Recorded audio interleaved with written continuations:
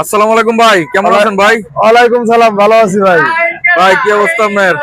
অবস্থা তো ভালো না ভাই, ভালো ভালো মাছ আনি, মাছে গন্ধ হয় না, দাম দিয়ে কিনি, কাস্টমার পাই না। কাস্টমার পান না? ওই খারাপ মাছের দিকে যায়, খারাপ মাছ 20 টাকা 30 টাকা কমে পাই লইয়া যায়। তো এই রুই মাছ কত করে ভাই?